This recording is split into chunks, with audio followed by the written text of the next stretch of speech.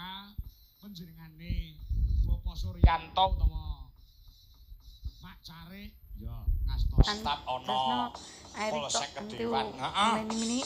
So Ibu Lina Astanti. Oh, ngono ah.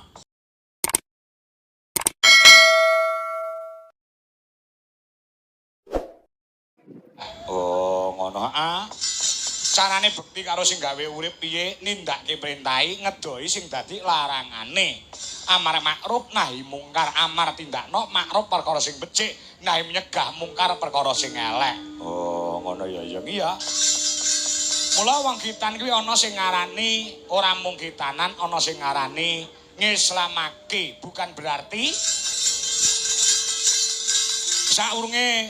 saurunge sunat ki urung Islam ning kewajibane salat tumraping wong ngrasuk agama Islam kuwi wajib kalamun ta wis sunat utawa wis tetak. Oh, mula diarani ngislamake ngono kae ya yo. Heeh.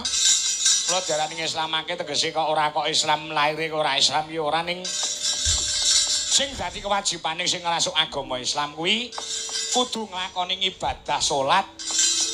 Oh, ngono ah. 5 wektu diwajibake kalamun ta wis tetak utawa wis sunat. Oh, iya. Heeh. Ciri-cirine anak soleh kaya ngono kuwi. Heeh, nindakake perintahe, wayahe poso Ramadan ya poso. Wayahe salat ya salat. Oh, ngono ah. Ya. Ya ngestake dawuh. Lah sing angka 2 ya ki bekti kelawan wong tuwane sing ngukir jiwa raga. Bapak kang ngukir jiwa raga, ibu kang minangka dadi lantaraning dumadi. Sipating anak le sengguh haki pradipta aja nganti pisan-pisan wani karo wong tuamu sekarone utamane ibumu. Oh ngono iya. Ora entuk wani karo ibune ana sing ngarani ibu kuwi Gusti Allah katon ngono kae no. Oh iya heeh. Tanpa ibu anak kuwi mau ora iso dilairake ana ing alam padang. Oh iya. Aja pisan-pisan gawe lara, saya-saya maneni karo ibune. Oh iya, ngesoke dawuh yen ngono. Heeh. Kuwi piwulang becik, piwulang sing apik kanggo anak. Oh, ngono. Heeh. Ora entuk kawani karo wong tuane, bapak utamane ibu. Heeh.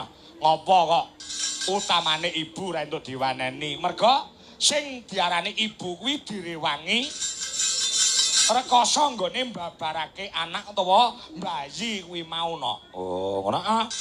Wong wedok ki rekoso 9 sasi 10 dina ya ta. Mendol wetenge gedene semono mergo ngandhut jabang bayi. Oh, ngono ah. Arisan PKK yo melu ya ta. Jagong rono yo melu ya ta. Turu ya ora iso kepenak mergo wetenge gedhe. Lho, kaya ngono kuwi lho, rekasane wong wedok iki kaya ngono kuwi. Penak ki to wong lanang-lanang utawa bapak-bapak kuwi mung karek clingkrak-clingkrik. Lah ya. Ngono ya yo. Heeh. Wong wedok ki nggone rekoso. Oh, ngono. Ya. Ya, yen nalika babaran utawa mbayi, yen ora pepak sambung tuwe, iso gondol nyawa temenanan. Oh, wong wedok mbayi iki mbebayani. Heeh. Nek saiki no peralatan medis pirang-pirang. Nek mbiyen ki akeh wong wadon sing seda kunduran utawa nalika nglairake kuwi akeh getih sing metu, wekasane iso ngglandang nyawa. Mula wong babaran abote kaya ngono dirawangi perang sabil. Mula nek nganti anak wani karo mboke, nek nganti mboke muni sak kecap dadi lho. Oh, ngono iya. Padha karo ridone Gusti Allah kuwi padha karo restune ibu ngono kae ya yo. Heeh. Mergo rekoso lek mbayi, rekoso lek babaran, abot tenan dadi wong wedok. Iya. Mula ahli sufi mengatakan saking abote wong bayi utawa wong babaran, kuwi wong bayi sepisan, saking berate, kuwi ganjarane padha karo munggah kaji ping 3. Oh, iya. Cateten ya, Nak. Ya. Wong bayi sepisan saking abote ganjarane padha karo munggah kaji ping 3. Dadi pengumuman nggo wong wedok-wedok mbeji kene, nek ora kuat munggah kaji bayi yo ayo ngono kuwi. Oh, ngono ah. Bayi ping 3 padha karo munggah kaji ping 9. Wah iya heeh. Paribasane ngono saking abote. Heeh, pancen ya kaya ngono kuwi ngesokke dawuh. Heeh. Lho Le, cah bagus. Mas Engguh Haki Pradipta. Oh ngono ah. Sampeyan diragati nalika tetakan kaya ngene karo ibumu, karo bapakmu. Kanggo srana males apa sing dadi kebecikane wong tuwa, bektiya karo wong tuamu, manuta karo bapak ibumu. Ya ya. Ya aja pisan-pisan maneni karo wong tuwa. Ya kuwalate cemepakno. Oh ya ya. Wis toke dawuh. Heeh, yo nak. Ya ya. Ngaturke tetembangan geguyonan. Dasare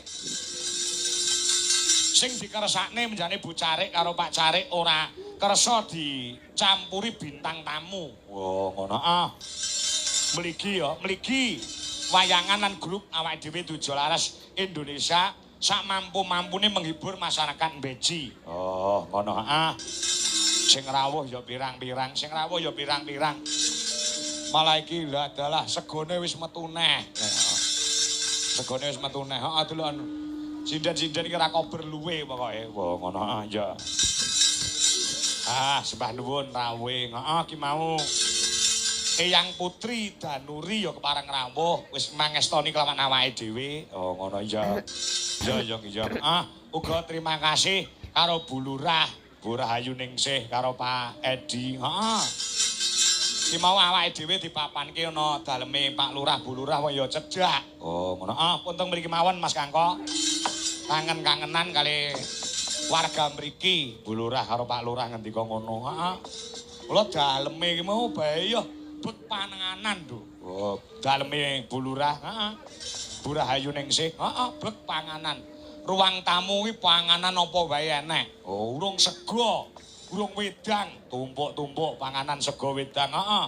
Urung ning ruang tengah, wi jajan sakne jajan ya tumpuk-tumpuk. Urung ning pawon, panganan ya tumpuk-tumpuk. Urung ning kamar mandi utawa jeding, wah kumbahan ya tumpuk-tumpuk.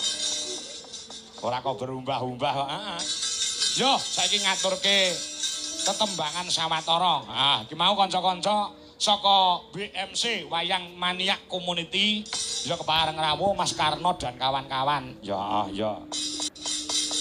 Paton longgar mesti kanca-kanca BMC Wayang Maniak Community selalu hadir, tidak akan mempermasalahkan tentang dalangnya itu siapa, yang penting wayangnya yang selalu didukung. Muga-muga wayange dhewe tetap ngrembaka. Mula kanca-kanca Tujolaras Indonesia, tepuk tangan buat kanca-kanca WMC Wayang Maniak Community. Ngono, ya diaturi tetembangan mengko, geguyonan, ki ana pamundhut no. Oh, ngono, ya. Saka kanca-kanca Karang Taruna Beji.